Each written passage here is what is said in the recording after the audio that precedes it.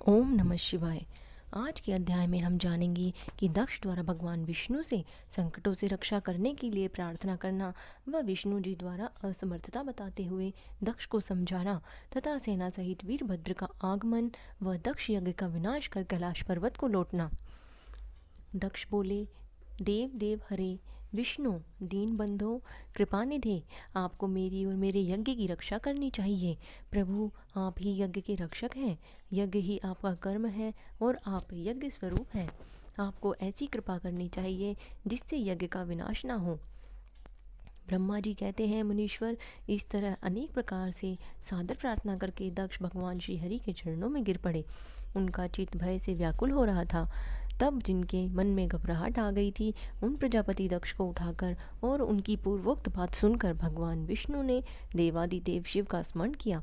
अपने प्रभु एवं महान ऐश्वर्य से युक्त परमेश्वर शिव का स्मरण करके शिव तत्व के ज्ञाता श्री हरि दक्ष को समझाते हुए बोले। श्री हरि ने कहा, दक्ष, मैं तुमसे तत्व की बात बता रहा हूँ, तुम मेरी बात ध्यान देकर सुनो। मेरा यह वचन तुम्हारे लिए सर्वथा हितकर और महामंत्र के समान सुखदायक होगा। दक्ष, तुम्हें तत्व का ज्ञान नहीं है, इसीलिए तुमने सबके अधिपति परमात्मा शंकर की अवहेलना की है। ईश्वर की अवहेलना से सारा कार्य सर्वथा निष्फल हो जाता है। केवल इतना ही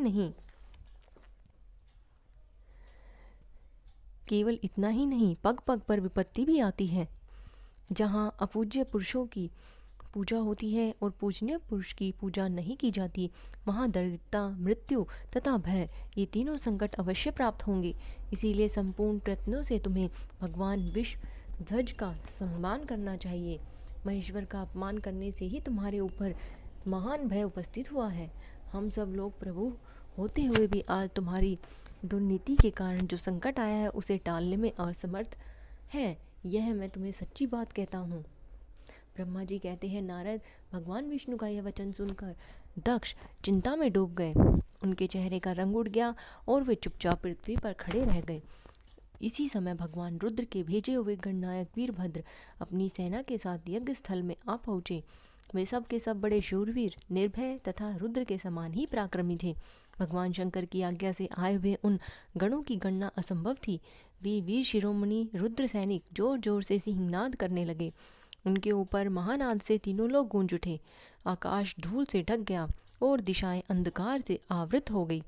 सातों द्वीपों से युक्त पृथ्वी अत्यंत भय से व्याकुल हो पर्वत, वन और कानों से सहित कांपने लगी तथा संपूर्ण समुद्रों में ज्वार आ गया।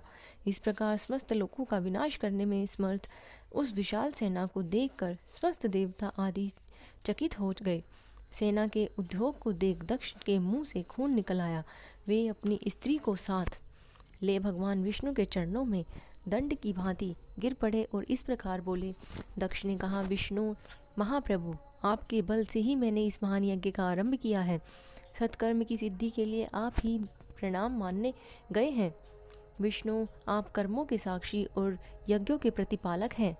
महाप्रभु, आप वेदोक्त धर्म और ब्रह्मा जी के रक्षक हैं। अतः प्रभु, आपको मेरे इस यज्ञ की रक्षा करनी चाहिए, क्योंकि आप सबके प्रभु हैं। ब्रह्मा जी कहते हैं, दक्ष की अत्यंत दीनतापूर्ण बात सुनकर भगवान विष्णु उस समय शिव तत्व से विमुख हुए दक्ष को समझाने के लिए इस प्रकार बोले। श्री विष्णु ने कहा, दक्ष, इसमें संदेह नहीं है कि मुझे तुम्हारे यज्ञ की रक्षा करनी चाहिए, क्योंकि धर्म परिपालन विषयक जो मेरी सत्य प्रतिज्ञा है वह सर्वत्र विख्यात है। परंतु दक्ष, मैं जो कहता हूँ उसे तुम सुनो। इस समय अपनी क्रूरतापूर्ण बुद्धि को त्याग दो। देवताओं के क्षेत्र नैमिषारण्य में जो अद्भुत घटना घटित हुई थी उसका तुम्हें स्मरण नहीं हो रहा है। क्या तुम अपनी कुबुद्धि के कारण उसे भूल गए? यह कौन भगवान रुद्र के कोप से तुम्हारी रक्षा करने में समर्थ है? दक्ष, तुम्हारी रक्षा किसको अभिमत नहीं है, परंतु जो तुम्हारी रक्षा करने को उद्यत होता है वह अपनी दुर्बुद्धि का ही परिचय देता है। दुर्मते, क्या कर्म है और क्या अकर्म, इसे तुम नहीं जब समझ पा रहे हो। केवल कर्म ही कभी कुछ करने में समर्थ नहीं हो सकता। जिसके संयोग से कर्म में कुछ करने की सामर्थ्यता आती है उसी को तुम सब कर्म कह समझो। भगवान शिव के बिना दूसरा कोई कर्म में कल्याण करने की शक्ति देने वाला नहीं है।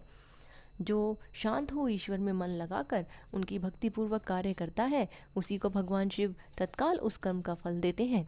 जो मनुष्य केवल ज्ञान का सहारा ले अनिश्वरवादी हो जाते हैं या ईश्वर को नहीं मानते, वे शतकोटि कल्पों तक नरक में ही पड़े रहते हैं।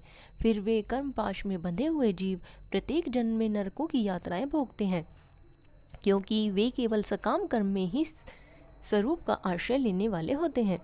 ये शत्रुमर्दन वीरभद्र जो यज्ञशाला के आगमन में आ पहुँचे हैं, भगवान रुद्र की क्रोधाग्नि से प्रकट हुए हैं। इस समय समस्त रुद्रगणों के नायक ये ही हैं। ये हम लोगों के विनाश के लिए आए हैं, इसमें संशय नहीं। कोई भी कार्य क्यों ना हो, वस्तुतः इनके लिए कुछ भी अशक्य है ही नहीं। ये महान सामर्थ्यशाली वीरभद्र सब देवताओं को अवश्य जलाकर ही शांत होंगे, इसमें संशय नहीं जान पड़ता। मैं भ्रम से महादेव जी की शपथ का उल्लंघन करके जो यहाँ ठहरा रहा, उसके कारण तुम्हारे साथ मुझे भी इस कष्ट का सामना करना ही पड़ेगा। भगवान विष्णु इस प्रकार कह ही रहे थे कि वीरभद्र के साथ शिवगणों की सेना का समुद्र उमड़ पड़ा। स्वस्थ देवता आदि ने इसे देखा। ब्रह्मा जी कहते हैं, नारद, उस समय देवताओं के साथ शिवगणों का घोर युद्ध आरंभ हो गया। उसमें सारे देवता पराजित हुए और भागने लगे। वे एक दूसरे का साथ छोड़कर स्वर्गलोक में चले गए। उस समय केवल महाबली इंद्र आदि लोकपाल ही इस दारुण संग्राम में धैर्य धारण करके उत्सुकतापूर्वक खड़े रहे। तदंतर इंद्र आदि सब देवता मिलकर उस सम्रांगण में बृहस्पति जी को विनीत भाव से नमस्कार करके पूछने लगे। लोकपाल बोले, गुरुदेव बृहस्पति, तात, महाप्राज्ञ, दयानिधि, शीघ्र बताइए, हम जानना चाहते हैं कि हमारी विजय कैसे होगी। उनकी यह बात सुनकर बृहस्पति ने प्रयत्नपूर्वक भगवान शंभु का स्मरण किया और ज्ञान दुर्लभ महेंद्र से कहा। बृहस्पति बोले, इंद्र भगवान विष्णु ने पहले जो कुछ कहा था वह सब इस समय घटित हो गया। मैं उसी को स्पष्ट कर रहा हूँ, सावधान होकर सुनो। समस्त कर्मों का फल देने वाले जो कोई ईश्वर है, वह कर्ता का ही आश्रय लेता है। कर्म करने वाले को ही उस कर्म का फल देता है। जो कर्म करता ही नहीं, उसको फल देने में वह भी असमर्थ होता है। ना मंत्र, ना औषधियाँ, ना समस्त आभिचारिक कर्म, ना लौकिक पुरुष, ना कर्म, ना भेद, ना पूर्व और उत्तर मीमांसा तथा ना नाना देवेदों से युक्त अन्य शास्त्र ही ईश्वर को जानने में समर्थ होते हैं, ऐसा प्राचीन विद्वानों का कथन है। अनन्य शरण भक्तों को छोड़कर दूसरे लोग संपूर्ण वेदों का 10,000 बार स्वाध्याय करके ही भी महेश्वर को भलीभांति नहीं जान सकते। यह महाश्रुति का कथन है। अवश्य भगवान शिव ने अनुग्रह से ही सर्वथा शांत, निर्विकार और उत्तम दृष्टि से सदाशिव के तत्व का साक्षात्कार हो सकता है। सुरेश्वर, क्या कर्तव्य है और क्या अकर्तव्य, इसका विवेचन करना अभिष्ट होने पर मैं जो इससे सिद्धि का उत्तम अंश है उसी का प्रतिपादन करूँगा। तुम अपने हित के लिए उसे ध्यान देकर सुनो। इंद्र, तुम लोकपालों के साथ आज नादान बनकर दक्ष यज्ञ में आ गए। बताओ तो यह क्या पराक्रम करोगे। भगवान रुद्र जिनके सहायक हैं, ऐसे ये परम क्रोधी रुद्रगण इस युद्ध में विघ्न डालने के लिए आए हैं और अपना काम पूरा करेंगे, इसमें संशय नहीं है। मैं सत्य सत्य कहता हूँ कि इस यज्ञ के विघ्न का निवारण करने के लिए वस्तुतः तुम में से किसी के पास भी सर्वथा कोई उपाय नहीं है। बृहस्पति की यह बात सुनकर वे इंद्र सहित समस्त लोकपाल बड़ी चिंता में पड़ गए। तब महावीर रुद्रगणों से घिरे हुए वीरभद्र ने मन ही मन भगवान शंकर का स्मरण करके इंद्र आदि लोकपालों को डांटा और इसके पश्चात रुद्रगणों के नायक वीरभद्र ने रोष से भरकर तुरंत ही संपूर्ण देवताओं को तीखे बाणों से घायल कर दिया। उन बाणों की चोट खाकर इंद्र आदि समस्त सुरेश्वर भागते हुए दशों दिशाओं में चले गए। जब लोकपाल चले गए और देवता भाग खड़े हुए, तब वीरभद्र अपने गणों के साथ यज्ञशाला के समीप गए। उस समय वहाँ विद्यमान समस्त ऋषि अत्यंत भयभीत हो परमेश्वर श्री हरि से रक्षा की प्रार्थना करने के लिए सहसा नतमस्तक हो शीघ्र बोले, देव देव रमानाथ सर्वेश्वर महाप्रभु, आप दक्ष के यज्ञ की रक्षा कीजिए। आप ही यज्ञ हैं, इसमें संशय नहीं है। यज्ञ आपका कर्म, रूप और अंग है। आप यज्ञ के रक्षक हैं, अतः दक्ष यज्ञ की रक्षा कीजिए। आपके सिवा दूसरा कोई इसका रक्षक नहीं है। ब्रह्मा जी कहते हैं, नारद, ऋषियों का यह वचन सुनकर मेरे सहित भगवान विष्णु वीरभद्र के साथ युद्ध करने की इच्छा से चले। श्रीहरि को युद्ध के लिए उद्यत देख शत्रुमर्दन वीरभद्र, जो वीर प्रथम गणों से घिरे हुए थे, कड़े शब्दों में भगवान विष्णु को डांटने लगे। ब्रह्मा जी कहते हैं, नारद, वीरभद्र की यह बात सुनकर बुद्धिमान देवेश्वर विष्णु वहाँ प्रसन्नतापूर्वक हंसते हुए बोले, श्री विष्णु ने कहा, वीरभद्र, आज तुम्हारे सामने मैं जो कुछ कहता हूँ उसे सुनो। मैं भगवान शंकर का सेवक हूँ, तुम मुझे रुद्रदेव से विमुख ना कहो। दक्ष अज्ञानी है, कर्मकांड में भी इसकी निष्ठा है। इसने मूर्तावश पहले मुझसे बारंबार अपने यज्ञ में चलने के लिए प्रार्थना की थी। मैं भक्त के अधीन ठहरा, इसीलिए चला आया। भगवान महेश्वर भी भक्त के अधीन रहते हैं। तात दक्ष मेरा भक्त है, इसीलिए मुझे यहाँ आना पड़ा। रुद्र के क्रोध से उत्पन्न हुए वीर, तुम रुद्र तेज स्वरूप हो, उत्तम प्रताप के आश्रय हो। मेरी प्रतिज्ञा सुनो, मैं तुम्हें आगे बढ़ने से रोकता हूँ और तुम मुझे रोको। परिणाम वही होगा जो होने वाला है। मैं पराक्रम करूँगा।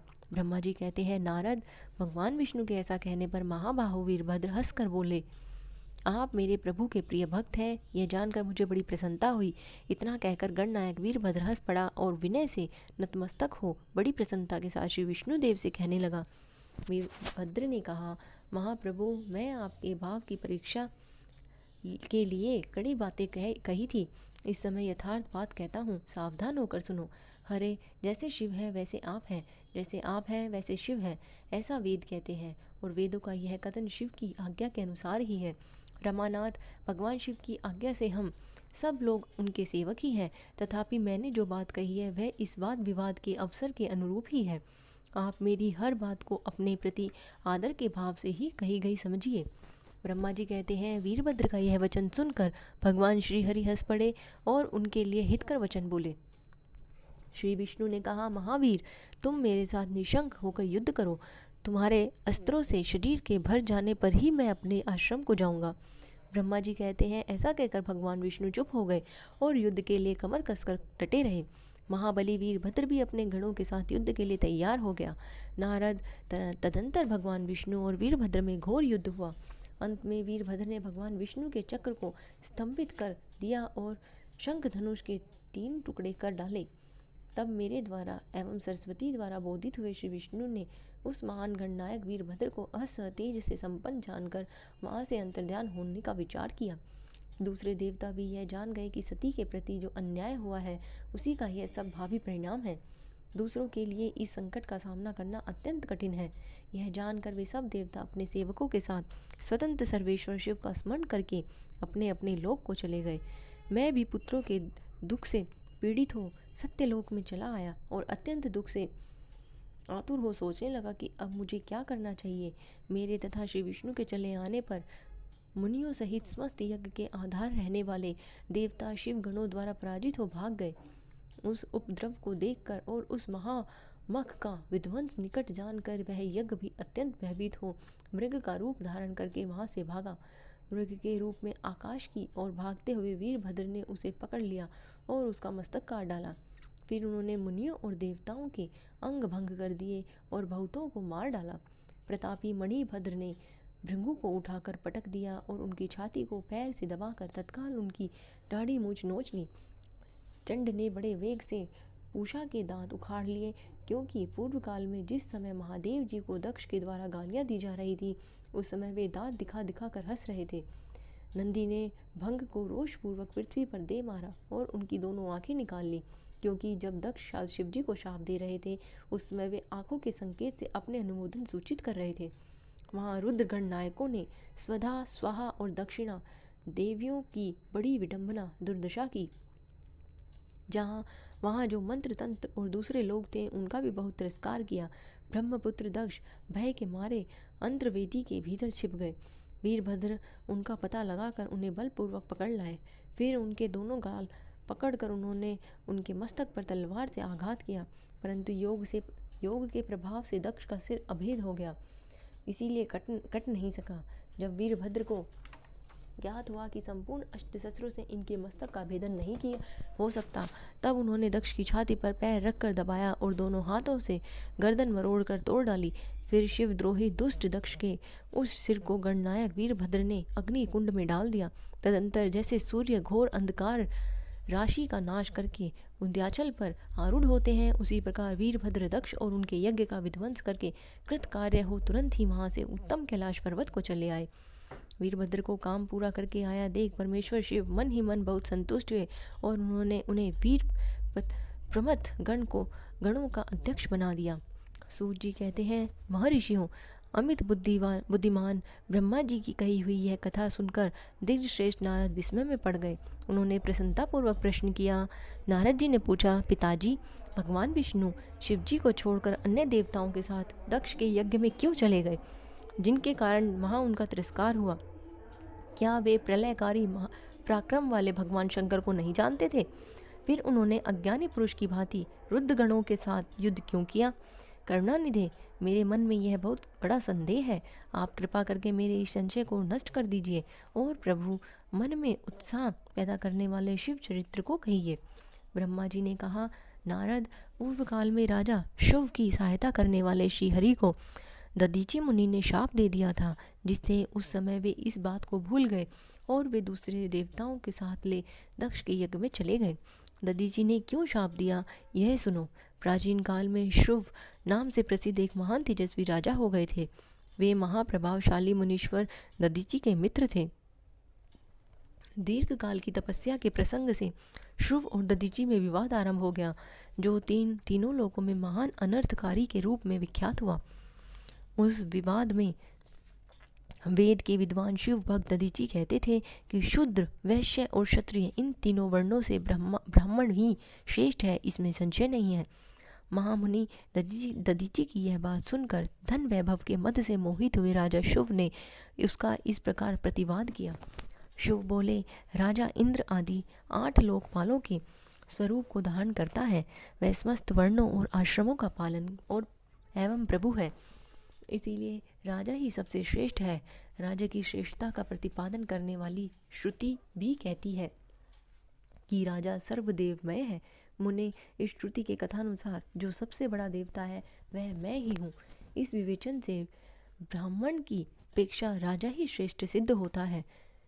च्यवनंद, आप इस विषय में विचार करें और मेरा अनादर ना करें, क्योंकि मैं सर्वथा आपके लिए पूजनीय हूँ। राजा शुभ का यह मत श्रुतियों और स्मृतियों के विरुद्ध था।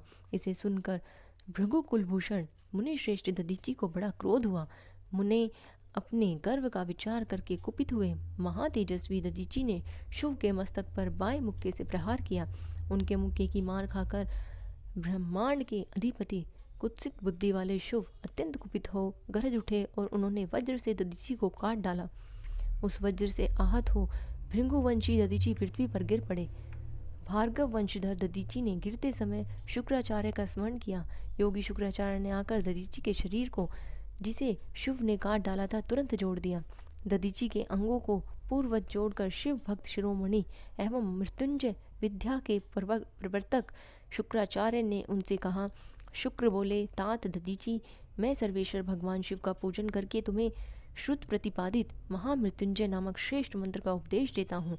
त्र्यंबकम यजामहे, हम भगवान त्र्यंबक का यजन आराधना करते हैं। त्र्यंबक का अर्थ है तीनों लोकों के पिता प्रभावशाली शिव। वे भगवान सूर्य, सोम और अग्नि तीनों मंडलों के पिता हैं। सत्व, रज और तम तीनों गुणों के महेश्वर हैं। आत्म तत्व, विद्या तत्व और शिव तत्व, इन तीनों तत्वों के आहवनीय गाह प्रत्यय और दक्षिणाग्नि, इन तीनों अग्नियों के सर्वत्र उपलब्ध होने वाले पृथ्वी, जल और तेज, इन तीनों मूर्त भूतों के अर्थात सात्विक आदि भेद से त्रिविध भूतों के, त्रिदिव स्वर्ग के, त्रिभुज के, त्रिधा भूत सबके ब्रह्मा, विष्णु और शिव तीनों देवताओं के महान ईश्वर महादेव जी ही हैं। यहाँ तक मंत्र के प्रथम चरण की व्याख्या हुई। मंत्र का द्वितीय चरण है सुगंधिम पुष्टिवर्धनम। जैसे फूलों में उत्तम गंध होती है, उसी प्रकार वे भगवान शिव संपूर्ण भूतों में, तीनों गुणों में, समस्त कृत्यों में, इंद्रियों में, अनान्य देवों में और गणों में उनके प्रकाशक सारभूत आत्मा के स्वरूप व्याप्त है। अतएव सुगंधयुक्त एवं संपूर्ण देवताओं के ईश्वर हैं। यहाँ तक सुगंधिम पद की व्याख्या हुई। अब पुष्टिवर्धनम की व्याख्या करते हैं। उत्तम व्रत का पालन करने वाले द्विजश्रेष्ठ महामुनि नारद, उन अंतर्यामी पुरुष शिव से प्रकृति का पोषण होता है। महत्व तत्व से लेकर विशेष प्रयत्न संपूर्ण विकल्पों की पुष्टि होती है तथा मुझ ब्रह्मा का, विष्णु का, मुनियों का और इंद्र सहित देवताओं का भी पोषण होता है, इसीलिए वे ही पुष्टिवर्धन हैं। अब मंत्र के तीसरे और चौथे चरण की व्याख्या करते हैं। उन दोनों चरणों को स्वरूप यों है, उर्वारुक में वंदनात् मृत्यु और मोक्षीय मामृतात्, अर्थात प्रभु जैसे खरबूजा पक जाने पर लता बंधन से छूट जाता है, उसी तरह मैं मृत्यु रूप बंधन से मुक्त हो जाऊं, अमृत पद अर्थात मोक्ष से पृथक ना हूँ। वे रुद्रदेव अमृत स्वरूप हैं, जो पुण्य कर्म से, तपस्या से, स्वाध्याय से, योग से अथवा ध्यान से उनकी आराधना करता है, उसे नूतन जीवन प्राप्त होता है। इस सत्य के प्रभाव से भगवान शिव स्वयं ही अपने भक्तों को मृत्यु के सूक्ष्म बंधन से मुक्त कर देते हैं, क्योंकि वे भगवान ही बंधन और मोक्ष देने वाले हैं। ठीक उसी तरह जैसे उर्वारुक अर्थात ककड़ी का पौधा अपने फल को स्वयं ही लता के बंधन में बांधे रखता है और पक जाने पर स्वयं ही उसे बंधन से मुक्त कर देता है। यह मृत संजीवनी मंत्र है, जो मेरे मत से सर्वोत्तम है। तुम प्रेम पूर्वक नियम से भगवान शिव का स्मरण करते हुए इस मंत्र का जप करो। जप और हवन के पश्चात इसी से अभिमंत्रित किए हुए जल को दिन और रात में पियो एवं शिव विग्रह से समीप बैठकर उन्हीं का ध्यान करते रहो। इससे कहीं भी मृत्यु का भय नहीं रहता। न्यास आदि सब कार्य करके विधिवत भगवान शिव की पूजा करो। यह सब करके शांत भाव से बैठकर भक्त वत्सल शंकर का ध्यान करना चाहिए। मैं भगवान शिव का ध्यान बता रहा हूँ, जिसके अनुसार उनका चिंतन करके मंत्र जप करना चाहिए। इस तरह निरंतर जप करने से बुद्धिमान पुरुष भगवान शिव के प्रभाव से उस मंत्र को सिद्ध कर लेता है। मृत्युंजय का ध्यान जो अपने 2 कर कमलों में रखे हुए 2 कलशों से जल निकालकर उनसे ऊपर वाले 2 हाथों द्वारा अपने मस्तक को सींचते हैं, अन्य 2 हाथों में 2 घड़े लिए उन्हें अपनी गोद में रखते हुए और शेष 2 हाथों में रुद्राक्ष और मृगु मुद्रा धारण करते हैं, कमल के आसन पर बैठे हैं, सिर पर स्थित चंद्रमा से निरंतर झरते हुए अमृत से जिनका सारा शरीर भीगा हुआ है तथा जो 3 नेत्र धारण करने वाले हैं, उन भगवान मृत्युंजय का, जिनके साथ गिरिजा नंदिनी उमा भी विराजमान है, मैं भजन करता हूँ। ब्रह्मा जी कहते हैं, तात मुनिश्रेष्ठ दधीचि को इस प्रकार उपदेश देकर शुक्राचार्य भगवान शंकर का स्मरण करते हुए अपने स्थान को लौट आए। उनकी वह बात सुनकर महामुनि दधीचि बड़े प्रेम से शिवजी का स्मरण करते हुए तपस्या के लिए वन में गए। वहाँ जाकर उन्होंने विधि पूर्वक महामृत्युंजय मंत्र का जप और प्रेम पूर्वक भगवान शिव का चिंतन करते हुए तपस्या प्रारंभ की। दीर्घ काल तक उस मंत्र का जप और तपस्या द्वारा भगवान शंकर की आराधना करके दधीचि ने महामृत्युंजय शिव को संतुष्ट किया। महामुनि उस जप से प्रसन्नचित हुए भक्त वत्सल भगवान शिव दधीचि के प्रेमवश उनके सामने प्रकट हो गए। अपने प्रभु शंभु का साक्षात दर्शन करके मुनीश्वर दधीचि को बड़ी प्रसन्नता हुई। उन्होंने विधि पूर्वक प्रणाम करके दोनों हाथ जोड़कर भक्ति भाव से शंकर का स्तवन किया। तात मुनि तदंतर मुनि ने प्रेम से प्रसन्न हुए शिव ने च्यवन कुमार दधीचि से कहा, तुम वर मांगो। भगवान शिव का यह वचन सुनकर भक्त शिरोमणि दधीचि दोनों हाथ जोड़कर नतमस्तक हो भक्त वत्सल शंकर से बोले। दधीचि ने कहा, देव देव महादेव, मुझे 3 वर दीजिए। मेरी हड्डी वज्र हो जाए, कोई भी मेरा वध ना कर सके और मैं सर्वत्र अधीन हो रहूं। मुझ में दीनता ना आए।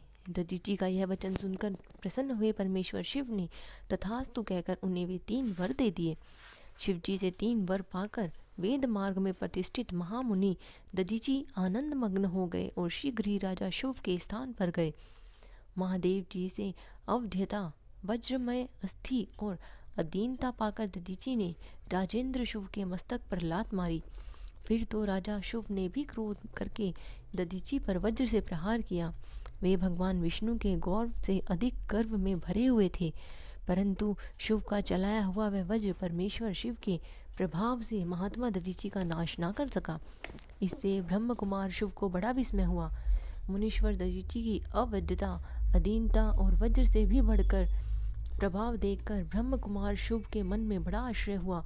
उन्होंने शीघ्र ही वन में जाकर इंद्र के छोटे भाई मुकुंद की आराधना आरंभ की। वे शरणागत पालक नरेश मृत्युंजय सेवक दधीचि से पराजित हो गए थे। शिव की पूजा से गरुड़ ध्वज भगवान मधुसूदन बहुत संतुष्ट हुए। उन्होंने राजा को दिव्य दृष्टि प्रदान की। उस दिव्य दृष्टि से ही जनार्दन देव का दर्शन करके उन गरुड़ ध्वज को शिव ने प्रणाम किया और प्रिय वचनों द्वारा उनकी स्तुति की। इस प्रकार देवेश्वर आदि से प्रसन्नचित उन अजय ईश्वर श्री नारायण देव का पूजन और सत्वन करके राजा ने भक्तिभाव से उनकी ओर देखा और उन जनार्दन के चरणों में मस्तक रखकर प्रणाम करने के पश्चात उन्हें अपना अभिप्राय सूचित किया। राजा बोले, भगवान दधीचि नाम से प्रसिद्ध एक ब्राह्मण है जो धर्म के ज्ञाता हैं। उनके हृदय में विनय का भाव है। वे पहले मेरे मित्र थे। इन दिनों रोग शोक से रहित मृत्युंजय महादेव जी की आराधना करके वे उन्हीं कल्याणकारी शिव के प्रभाव से समस्त अस्त्र शस्त्रों द्वारा सदा के लिए अवध्यय हो गए हैं। एक दिन उन महातपस्वी दधीचि ने भरी सभा में आकर अपने बाएं पैर से मेरे मस्तक पर बड़े वेग से अवहेलना पूर्वक प्रहार किया और बड़े गर्व से, मैं किसी से नहीं डरता, हरे वे मृत्युंजय से उत्तम वर पाकर अनुपम गर्व से भर गए हैं। ब्रह्मा जी कहते हैं, नारद, महात्मा दधीचि की अवैधता का समाचार जानकर श्रीहरि ने महादेव जी के अतुलित प्रभाव का स्मरण किया। फिर वे ब्रह्मपुत्र राजा शुभ से बोले, राजेंद्र, ब्राह्मणों को कहीं थोड़ा सा भी भय नहीं है। भूपते, विशेषतः रुद्र भक्तों के लिए तो भय नाम की कोई वस्तु ही नहीं है। यदि मैं तुम्हारे ओर से कुछ करूं तो ब्राह्मण दधीचि को दुख होगा और वह मुझ जैसे देवता के लिए भी शाप का कारण बन जाएगा। राजेंद्र, दधीचि के शाप से दक्ष के यज्ञ में सुरेश्वर शिव से मेरी पराजय होगी और फिर मेरा उत्थान भी होगा। महाराज, इसीलिए मैं तुम्हारे साथ रहकर कुछ करना नहीं चाहता। मैं अकेले ही तुम्हारे लिए दधीचि को जीतने का प्रयत्न करूंगा। भगवान विष्णु का यह वचन सुनकर शुभ बोले, बहुत अच्छा, ऐसा ही हो। ऐसा कहकर वे उस कार्य के लिए मन ही मन उत्सुक हो प्रसन्नतापूर्वक वहीं ठहर गए। ब्रह्मा जी कहते हैं, नारद, भक्तवत्सल भगवान विष्णु राजा शुभ का हित साधन करने के लिए ब्राह्मण का रूप धारण करके दधीचि के आश्रम पर गए। वहाँ उन जगत गुरु श्री हरि ने शिव भक्त शिरोमणि ब्रह्म ऋषि दधीचि को प्रणाम करके शुभ के कार्य की सिद्धि के लिए उद्धत हो उनसे यह बात कही। श्री विष्णु बोले, भगवान शिव की आराधना में तत्पर रहने वाले अविनाशी ब्रह्म ऋषि दधीचि, मैं तुमसे एक वर मांगता हूँ, उसे तुम मुझे दे दो। शुभ के कार्य की सिद्धि चाहने वाले देवादिदेव श्री हरि के इस प्रकार याचना करने पर शैव शिरोमणि दधीचि ने शीघ्र ही भगवान विष्णु से इस प्रकार कहा। दधीचि बोले, ब्राह्मण, आप क्या चाहते हैं यह मुझे ज्ञात हो गया। आप शुभ का काम बनाने के लिए साक्षात भगवान श्री हरि ही ब्राह्मण का रूप धारण करके यहाँ आए हैं। इसमें संदेह नहीं कि आप पूरे मायावी हैं। किंतु देवेश जनार्दन, मुझे भगवान रुद्र की कृपा से भूत भविष्य और वर्तमान तीनों कालों का ज्ञान सदा ही बना रहता है। सुव्रत, मैं आपको जानता हूँ। आप पापाहारी श्रीहरि एवं विष्णु हैं। यह ब्राह्मण का वेश छोड़िए। दुष्ट बुद्धि वाले राजा शुभ ने आपकी आराधना की है, इसीलिए आप पधारे हैं। भगवान हरे, आपकी भक्त वत्सलता को मैं जानता हूँ। यह छल छोड़िए, अपने रूप को ग्रहण कीजिए और भगवान शंकर के स्मरण में मन लगाइए। मैं भगवान शंकर की आराधना में लगा रहता हूँ। ऐसी दशा में यदि मुझसे किसी को भय हो तो आप उसे यत्नपूर्वक सत्य की शपथ के साथ कहिए। मेरे मन शिव के स्मरण में ही लगा रहता है। मैं कभी झूठ नहीं बोलता। इस संसार में किसी देवता या दैत्य से भी मुझे भय नहीं है होता। श्री विष्णु बोले, उत्तम व्रत का पालन करने वाली दधीचि, तुम्हारा भय सर्वथा नष्ट हो, क्योंकि तुम शंकर की आराधना में तत्पर रहते हो, इसीलिए सर्वज्ञ हो। परंतु मेरे कहने से तुम एक बार अपने प्रतिद्वंदी राजा शुभ से जाकर कह दो कि राजेंद्र, मैं तुमसे डरता हूँ। भगवान विष्णु का यह वचन सुनकर शैव शिरोमणि महामुनि दधीचि निर्भय ही रहे और हंसकर बोले। दधीचि ने कहा, मैं देवादिदेव पिनाक पाणी भगवान शंभु के प्रसाद से कहीं कभी किसी से और किंचित मात्र भी नहीं डरता, सदा ही निर्भय रहता हूँ। इस पर श्रीहरि मुनि को दबाने की चेष्टा करते हैं। देवताओं ने भी उनका साथ दिया, किंतु सबके सभी अस्त्र कुंठित हो गए। तदंतर भगवान श्री विष्णु ने अनगिनत गणों की सृष्टि की, परंतु महर्षि ने उनको भी भस्म कर दिया। तब भगवान ने अपनी अनंत विष्णु मूर्ति प्रकट की। यह सब देखकर च्यवन कुमार ने महाजगदीश्वर भगवान विष्णु से कहा। दधीची बोले, महाबाहो, माया को त्याग दीजिए। विचार करने से यह प्रतिभा मात्र प्रतीत होती है। माधव, मैंने सहस्त्रों दुर्विज्ञ वस्तुओं को जान लिया है। आप मुझ में अपने सहित संपूर्ण जगत को देखिए। निरालस्य होकर मुझ में ब्रह्मा और रुद्र को भी दर्शन कीजिए। मैं आपको दिव्य दृष्टि देता हूँ। ऐसा कहकर भगवान शिव के तेज से संपूर्ण शरीर वाले च्यवन कुमार दधीची मुनि ने अपनी देह में समस्त ब्रह्मांड का दर्शन कराया। तब भगवान विष्णु ने उन पर पुनः कोप करना चाहा। इतने में ही मेरे साथ राजा शुभ वहां पहुँचे। मैंने निश्चेष्ट खड़े हुए भगवान पद्मनाभ को और देवताओं को क्रोध करने से रोका। मेरी बात सुनकर इन लोगों ने ब्राह्मण दधीची को परास्त नहीं किया। श्री हरि उनके पास गए और उन्होंने मुनि को प्रणाम किया। तदंतर शुभ अत्यंत दीन हो उन मुनीश्वर दधीची के निकट गए और उन्हें प्रणाम करके प्रार्थना करने लगे।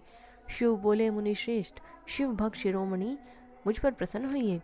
परमेश्वर, आप दुर्जनों की दृष्टि से दूर रहने वाले हैं, मुझ पर कृपा कीजिए। ब्रह्मा जी कहते हैं, नारद, राजा शुभ की यह बात सुनकर तपस्या की निधि ब्राह्मण दधीची ने उन पर अनुग्रह किया। तत्पश्चात श्री विष्णु आदि को देखकर वे मुनि क्रोध से व्याकुल हो गए और मन ही मन शिव का स्मरण करके विष्णु और देवताओं को शाप देने लगे। दधीची ने कहा, देवराज, इंद्र सहित देवताओं और मुनीश्वरों, तुम लोग रुद्र की क्रोधाग्नि से श्री विष्णु और अपने गणों सहित पराजित और ध्वस्त हो जाओ।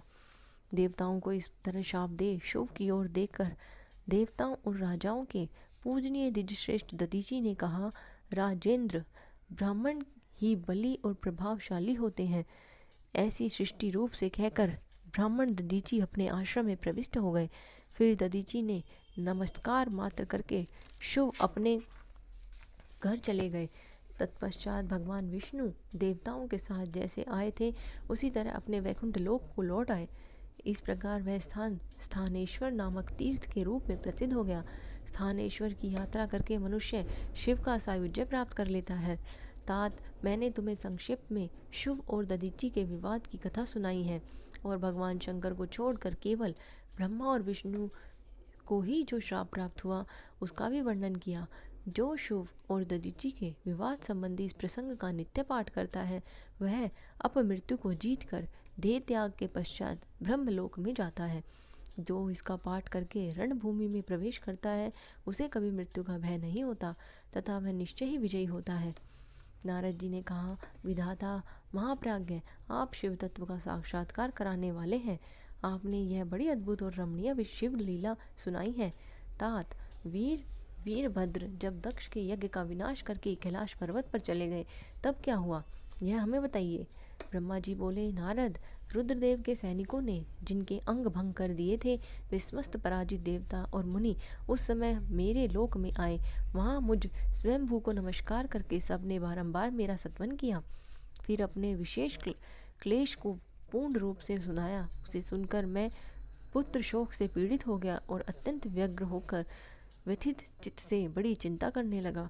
फिर मैंने भक्ति भाव से भगवान विष्णु का स्मरण किया जिससे मुझे समयोचित ज्ञान प्राप्त हुआ। तदंतर देवताओं और मुनियों के साथ मैं विष्णु लोक में गया और वहाँ भगवान विष्णु को नमस्कार एवं नाना प्रकार के स्रोतों द्वारा उनकी स्तुति करके अपने दुख निवेदन किया।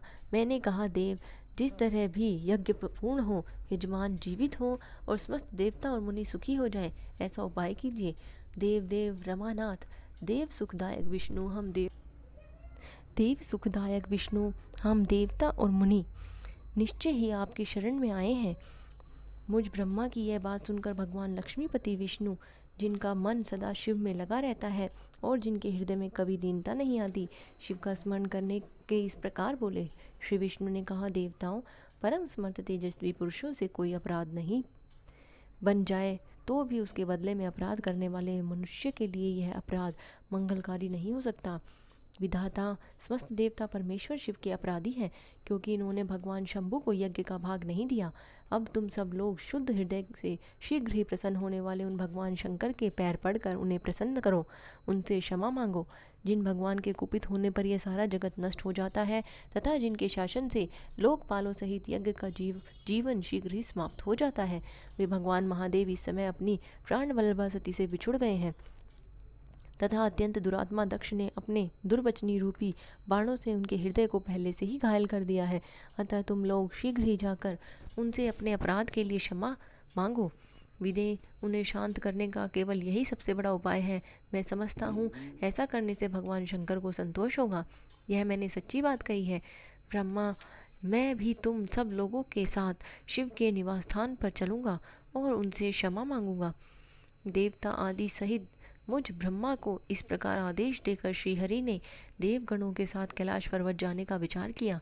तदंतर देवता, मुनि और प्रजापति आदि जिनके स्वरूप ही हैं, वे श्रीहरि उन सबको साथ ले अपने वैकुंठ धाम से भगवान शंकर के शंभु निवास गिरिश्रेष्ठ कैलाश को चले। कैलाश भगवान शिव को सदा ही अत्यंत प्रिय है। मनुष्य से भिन्न किन्नर, अप्सराएं और योग सिद्ध महात्मा पुरुष उनका भलीभांति सेवन करते हैं तथा वह पर्वत बहुत ही ऊंचा है।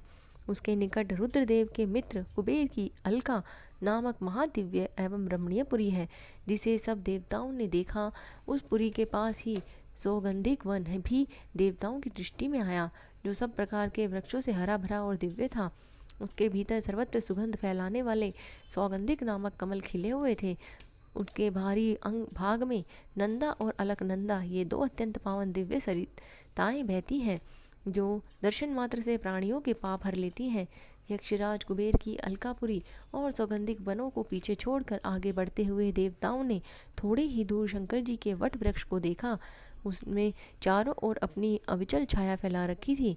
वह वृक्ष 100 योजन ऊंचा था और उसकी शाखाएं 75 योजन तक फैली हुई थी। उस पर कोई घोंसला नहीं था और ग्रीष्म का ताप तो उसे सदा दूर ही रहता था। बड़े पुण्यात्मा पुरुषों को ही इसका दर्शन हो सकता है। वह परम रमणीय और अत्यंत पावन है। वह दिव्य वृक्ष भगवान शंभु को योग स्थल है, योगियों के द्वारा सेव्य और परम उत्तम है। मुमुक्षुओं के आश्रयभूत उस महायोग में वट वृक्ष के नीचे विष्णु आदि सब देवताओं ने भगवान शंकर को विराजमान देखा। मेरे पुत्र महासिद्ध सनकादि, जो सदा शिव भक्ति में तत्पर रहने वाले और शांत हैं, बड़ी प्रसन्नता के साथ उनकी सेवा में बैठे हैं। भगवान शिव का शिव विग्रह परम शांत दिखाई देता है। उनके सखा कुबेर, जो घूको और राक्षसों के पास स्वामी है, अपने सेवकों गणों तथा कुटुंबी जनों के साथ सदा विशेष रूप से उनकी सेवा किया करते हैं। वे परमेश्वर शिव उस समय तपस्वी जनों को परम प्रिय लगने वाले सुंदर रूप धारण किए बैठे थे। भस्म आदि से उनके अंगों की बड़ी शोभा हो रही थी। भगवान शिव अपने वत्सल स्वभाव के कारण सारे संसार के सुहृद हैं। नारद, उस समय वे एक कुछ आसन पर बैठे थे और सब संतों के सुनते हुए तुम्हारे प्रश्न करने पर तुम्हें उत्तम ज्ञान का उपदेश दे रहे थे। वे बायां चरण अपनी बाईं जांघ पर और बायां हाथ बाएं घुटने पर रखे, कलाई में रुद्राक्ष की माला डाले, सुंदर तर्क मुद्रा में विराजमान थे। इस स्वरूप में भगवान शिव का दर्शन करके उस समय विष्णु आदि सब देवताओं ने दोनों हाथ जोड़ मस्तक झुकाकर तुरंत उनके चरणों में प्रणाम किया। मेरे साथ भगवान विष्णु को आया देख सत्पुरुषों के आश्रयदाता भगवान रुद्र उठकर खड़े हो गए और उन्होंने सिर झुकाकर उन्हें प्रणाम भी किया। फिर विष्णु आदि सब देवताओं ने जब भगवान शिव को प्रणाम कर किया, तब उन्होंने मुझे नमस्कार किया। ठीक उसी तरह जैसे लोगों को उत्तम गति प्रदान करने वाले भगवान विष्णु प्रजापति कश्यप को प्रणाम करते हैं। तत्पश्चात देवताओं, सिद्धों, गणाधीशों और महर्षियों से नमस्कृत हो तथा स्वयं भी नमस्कार करने वाले भगवान शिव से श्रीहरि ने आदरपूर्वक वार्तालाप आरंभ किया। ओम नमः शिवाय।